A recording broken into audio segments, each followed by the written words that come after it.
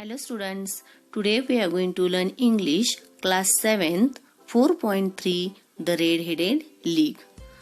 We have learned first part in the previous video. Okay, now we are going to continue second part of this chapter Red-Headed League.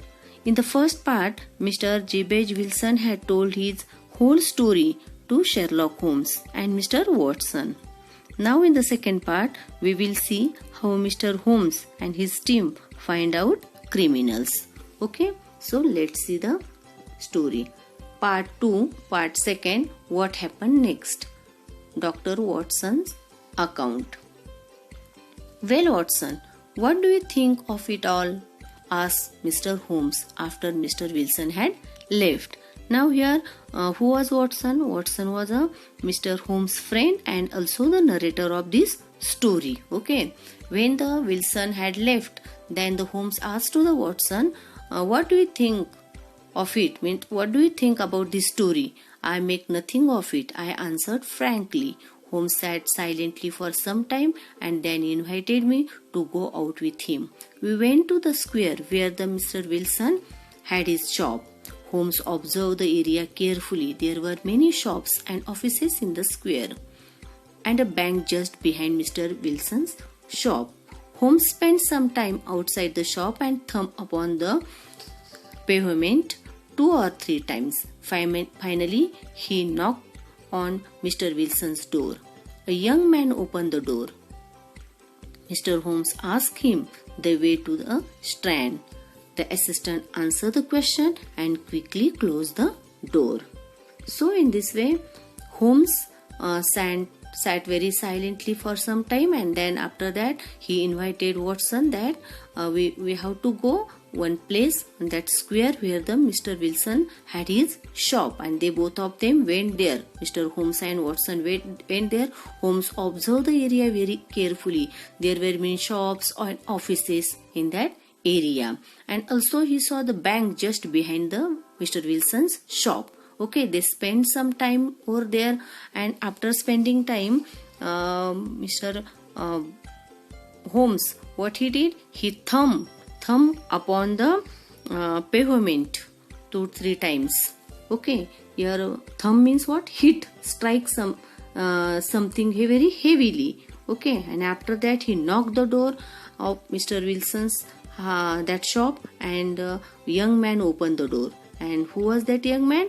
His assistant opened the door, and Holmes asked him the way to the Strand. He asked the address of Strand. Strand means a famous place in the London. And assistant answered his question, and quickly he closed the door. I said, I am sure that you inquired your way only in order to see him. And Watson said to the Holmes that I know that you don't want to see that assistant, that person. You just you ask to see him. Okay, so not him, Holmes said, but the knees of his trouser. Holmes said, no, I don't want to see that person. I want to see his knees of his trouser. And what did you see?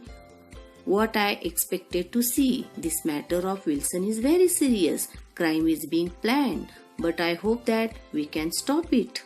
The offices of the banks will be closed for the weekend. Now I have to go and make some arrangements, but I shall want your help tonight. Come to Baker Street at 10 and bring your revolver. So here Holmes said that yes, I don't want to see that person. I want to see the knees of his trouser, but whatever I expected to see, that I saw.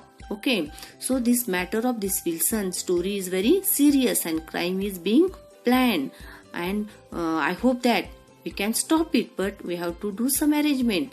Holmes said that today at night you come he has given the address, that at Baker Street you meet me, come with your revolver, and then I will tell you what to do. I arrived at home, resident in time. There were 2 other men with him, Mr. Jones of Scotland Yard and Mr. Merriweather, a banker. Holmes announced, tonight we are going to hunt one of the smartest criminals in London. And at that time, when Watson went to the Holmes' resident at that time. Other two men also with him, Mr. Jones and the Meriwether. And Holmes announced that tonight, we are going to hunt one of the smartest criminals in London. We left together in carriage and reached the road we had visited in the morning. Holmes told us to follow Mr. Meriwether, who led us through an iron gate. We followed him down a narrow passage. After going down some stone steps, he led us down a dark, earth-smelling passage and into a huge cellar full of big boxes. We all sat on the boxes. And after that, we all, four of us, we left together in a carriage and reached the road where both of them, Watson and Holmes, visited the area in the morning. In that area they went. Holmes told us that to follow Mr. Meriwether. Meriwether, who is the Meriwether? He is a banker. Okay. So they followed the Mr. Meriwether, and Meriwether also led us through an iron gate. We followed him. That means they followed him down the narrow passage. After going down, what were there? Some stone steps were there, and he led us down a dark, earth smelling is coming. Okay, mud smelling is coming over there. Okay, into the huge cellar. Here, cellar means underground room. That means they all went in the underground room. And what was there? That room was full of big boxes, and they all sat on those boxes. We are in the cellar of the city branch of one of the main banks in London. Mr. Meriwether is a chairman of the bank, and he will tell you why the criminals should take an interest in this cellar at present, said Holmes. Mr. Meriwether explained that the bank had borrowed a huge quantity of gold from the Bank of France, and the boxes in the cellar were full of gold. And when they went there at that time, Holmes said that now Meriwether will explain us why these criminals are taking interest in this cellar. Then Meriwether explained that the bank had borrowed huge quantity of gold from the Bank of France, and the boxes in the cellar where we are sitting were full of gold. Holmes expected the criminals to act that very night. We had to wait there in a total darkness without making any noise to take the criminals by surprise. Now all of them were sitting there and waiting criminals. Take the criminals by surprise means what? Catch the criminals without giving them any warning. Okay, they have put one escape route, whispered Holmes. That is back through the Mr. Wilson's house. I hope that some men are waiting at Mr. Wilson's door. Mr. Jones. And one road is also there, one way is also there from where the criminals were escaped. But that route, who was there? Mr. Wilson's door, Mr. Jones were waiting over there. I have an inspector and two officers waiting at his door. Also the inspector and the two officers also. Then we have stopped all the holes. Now we must be silent and wait. And here stop all the holes means now we have closed all the routes by which the criminals may run away. Now what we have to do? Now we have to just wait and watch. We waited silently for some more than an hour. It was a pitch dark in the cellar. Then suddenly the point of bright light appeared in the floor of the cellar. Then a line and a gash seemed to open, and the hand appeared. A board stone turned over upon its side, and left a square hole. And at that time, when they were waiting, at that time suddenly a point of a bright light appeared in the floor of the cellar. That means somebody is opening the that door, then the line, then the gash. Gash means long deep slit. Okay, seem to open, and the hand also appear. A broad stone turned over upon its side and left a square hole, and hole was there, and opened the hole.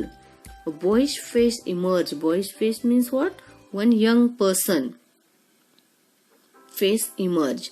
The man looked about and came out of the hole. He had a companion with him, and not alone. One more person was also with him. A man with a very red hair, and another person here was a red hair. Okay, the pair was none other than Spaulding, the assistant, the alias, the criminal Clay. Then that one person is the Spaulding. Spaulding, that means assistant, and the alias means a criminal Clay means what? Alias means another name of this. Spaulding is Clay. Real name was Clay. Okay, and the second person is red-headed. That person is the Mr. Duncan Ross. Okay, these two person was there. First one is Spaulding, assistant of Mr. Wilson, and second one is this red-headed. That means Mr. Duncan Ross. As soon as they climb out of the hole, the Sherlock Holmes sprang out and seized Clay by the collar. And when they came out, at that time he catched them at the collar. The other dived down the hole and disappeared. The Clay took out the revolver, but the Holmes hit him on his wrist, and the revolver fell on the ground. "It's no use, John Clay," said Holmes. "We have caught you." Then Holmes said that, Don't act smart. We caught you. Okay. So I see, but my friend has escaped. The Clay said that. Clay means Spaulding said that. My friend run away. Holmes replied, "He can't escape. There are 3 men waiting for him at the end of the door." Then Holmes handed over Mr. Clay to the police. Mr. Merryweather said, "Really, Mr. Holmes, I do not know how to thank you. You have foiled one of the most cunning attempts at the bank robbery. The bank is grateful to you." And then Merryweather said, "Thankful to whom?" Mr. Holmes. Foil means laid, prevented. That means you have prevented one of the most cunning attempt at the bank robbery. "You see, Watson," Holmes said. "After we reached his home, it was obvious from the first that the only possible object of the strange advertisement and the peculiar job was to get Mr. Wilson away from his shop for some hours every day." Okay, that advertisement, due to the advertisement, this Mr. Wilson get away from his shop for only for a few hours every day. The Red-Headed League was a clever idea. Mr. Wilson's absent, the Clay and his red-headed companion wanted to dig an underground tunnel from Mr. Wilson's house to the bank. And from that 4 hours, when the Wilson has given that job, at that time, this Spaulding and his companion, his team, what they did, they wanted to dig an underground tunnel from Mr. Wilson's house to the bank. Then they would be able to enter the bank and steal the gold without breaking open the doors of the bank using that tunnel, okay, which is from Mr. Wilson's shop to the bank.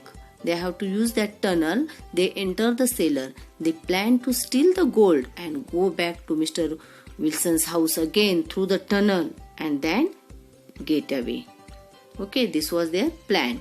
But how could you guess what their motive was? Motive means what was their purpose? How you come to know? Then Holmes said, "When I heard that the assistant worked for half the wages, I became suspicious." Suspicious, that means he said that when I heard that this assistant Spaulding was working only half a wages, why he will take only half a wages? At that time I was very much suspicious. Using the Mr. Wilson's description of his assistant, I made enquiries. I found that he was the criminal Clay. Why was he working in Mr. Wilson's shop, and his habit of going into the cellar every now and then? I inferred that he must be digging a tunnel to some other building. And when Holmes said that, when I found that, inquired that, at that time I come to know that this founding his assistant was nothing but criminal Cray, and why this criminal Cray was working in the Wilson shop, and also every now and then he was going where, having the habit of going into the cellar every now and then. That time I inferred, means I concluded that he must be digging a tunnel to some other building. And when we visited the shop, I beat upon the pavement with my stick to find out whether the cellar stretched out in front or behind. Correct? When he hit, at that time he come to know that bank was in front. It was not in front, it was backside. I saw the bank on the other side of the house, and guess what the criminals had in mind. When Clay answered the bell, the knees of his trouser were wrinkled and stained. Why the wrinkle and stain? Because at that time the Holmes come to know that he might be digging the tunnel, and due to that his trousers were wrinkled and the stain. It confirmed my suspicion that he was digging the tunnel. You know the rest of the story, and in this way Holmes come to the conclusion that this Spaulding assistant, he was a criminal. You reason it out beautifully, Watson exclaimed in admiration. So, students, this story is adapted from The Red-Headed League by Sir Arthur Conan Doyle.